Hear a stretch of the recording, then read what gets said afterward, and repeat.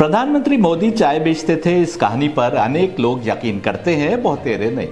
विशेषकर बीते 5 वर्षों में जब बीजेपी हाईकमान द्वारा फैलाई गई कई बातें सच्चाई के तराजू पर साबित नहीं हुई, तो मोदी जी की डिग्री और चाय बेचने की कहानी भी फीकी पड़ती दिखाई दे रही है।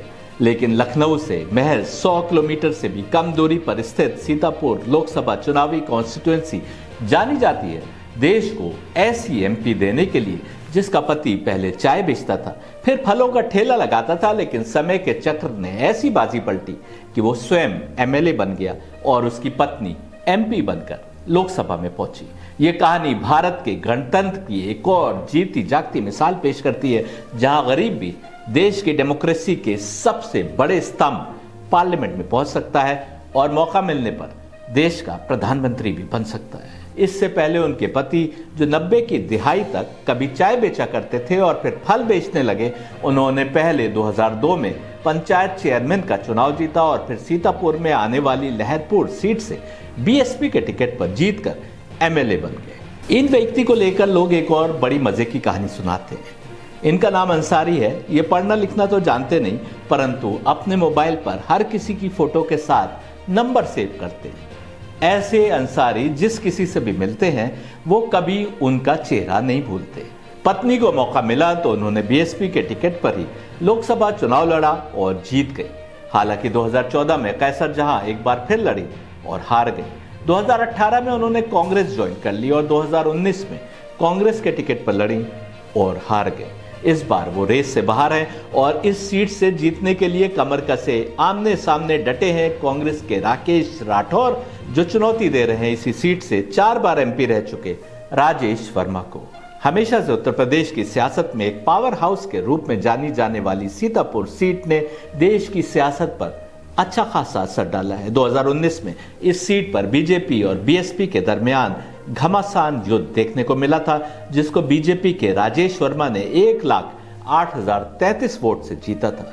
राजेश वर्मा को मिले थे 5,14,528 वोट, जबकि बीएसपी के नकुल दुबे को मिले थे 4,13,695 वोट, जबकि कांग्रेस के टिकट पर लड़ी कैसर जहां को मिले थे मात्र 96,018 वोट। इससे पहले 2014 के चुनाव में कैसर जहां ने बीएसपी के टिकट पर लड़ते हुए बीजेपी के राजेश वर्मा को कड़ी टक्कर दी थी। राजेश वर्मा को मिले थे 4,17,546 वोट, तो कैसर जहां को मिले थे 3,66,519 वोट। समाजवादी पार्टी के भारत त्रिपाठी को मिले थे 1,56,170 वोट, जबकि कांग्रेस के वैशाली अली को मिले थे 29,104 वोट। जैसा आप जानते हैं, 2014 का चुनाव समाजवादी पार्टी और बीएसपी ने मिलकर लड़ा था। मुस्लिम वोट जो करीब 20% है और एससी वोट जो करीब 30% है, इससे थोड़ा ज्यादा है, उसके चलते जब समाजवादी पार्टी और बीएसपी एक साथ आ गई तो बीजेपी को कड़ी टक्कर तो होनी ही थी। 2024 में बीएसपी हाशिए पर है और उम्मीद की जा रही है कि समाजवादी पार्टी कांग्रेस गठबंधन गैर बीजेपी वोट को और लगातार 10 वर्ष से कुल 20 वर्ष एमपी रह चुके राजेश वर्मा के एंटी इनकम्बेंसी वोट का लाभ उठाकर बीजेपी को कड़ी टक्कर दे सकता है। सीतापुर लोकसभा सीट 5 विधानसभा सीटों को जोड़कर बनती है।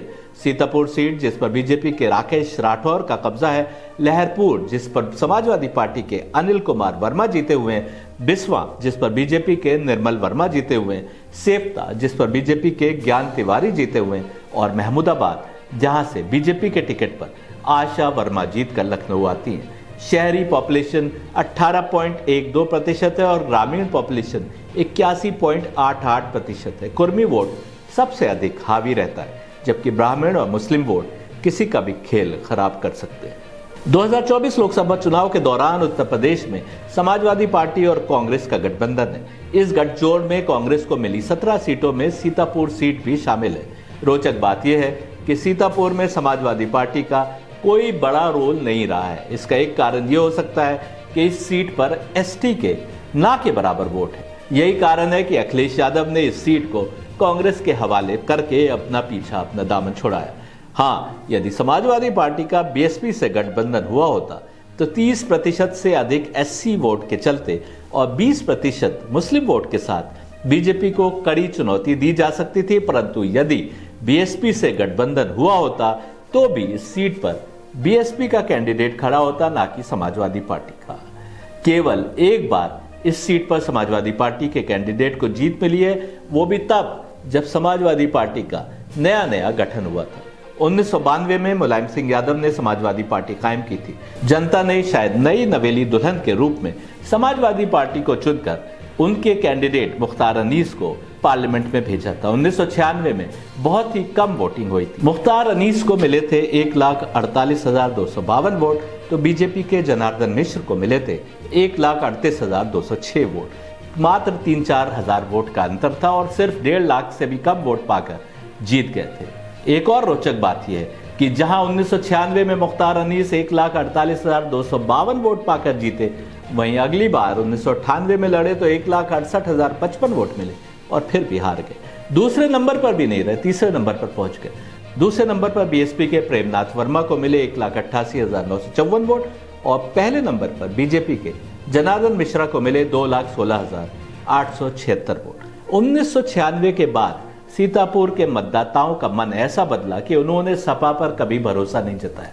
समाजवादी पार्टी अब तक 6 बार इस सीट पर साइकिल को दौड़ा चुकी है, लेकिन बस एक बार 1996 में जीत सकी, जबकि 2004 और 2009 में ठीक ठाक मुकाबला किया। 1998 में, फिर 1999 में और 2014 लोकसभा चुनाव में तो समाजवादी पार्टी तीसरे स्थान पर रही। 5 बार की लगातार हार के बाद समाजवादी पार्टी ने इस सीट को अपने पास रखने के स्थान पर कांग्रेस को थमा दिया। बीजेपी इस सीट पर इतना हावी रही है कि समाजवादी पार्टी और बीएसपी में गठबंधन के बावजूद भी बीजेपी को ही जीत मिली। 1999 में बीएसपी के टिकट पर राजेश वर्मा ने बीजेपी के जनार्दन मिश्र को इस सीट से शिकस्त दी। 2004 में एक बार फिर बीएसपी के टिकट पर राजेश वर्मा ने, जो अभी बीजेपी के कैंडिडेट हैं, वो फिर विजय प्राप्त की। लेकिन 2 बार जीत चुके राजेश वर्मा के स्थान पर 2009 में कैसर जहां को टिकट दे दिया गया, जिसके चलते राजेश वर्मा ने नाराज होकर बीएसपी छोड़ दी और बीजेपी का दामन थाम लिया, जहां से 2014 और 2019 में लगातार 2 बार जीत दर्ज कर चुके हैं और बीजेपी के टिकट पर तीसरी बार और कुल 5वीं बार लोकसभा में जाने के लिए कांग्रेस के उम्मीदवार राकेश राठौर का सामना कर रहे हैं। देखना यह है कि राहुल गांधी की यात्राओं से उनके समर्थन में जुटी सहानुभूति 2 बार एमपी रह चुकने के कारण पैदा हुई एंटी इनकम्बेंसी कांग्रेस को कितना लाभ देती है, और दूसरी ओर मोदी हैं तो मुमकिन है और राम मंदिर का वादा पूरा करने वाली बीजेपी को कितना चुनावी लाभ मिलता है। रियल न्यूज इंटरनेशनल पर घूमता आईना में मेरा न्यूज एनालिसिस आप देखते आए हैं। चैनल को सब्सक्राइब नहीं किया है तो कर लें और अपने मित्रों को भी चैनल को फॉरवर्ड करें।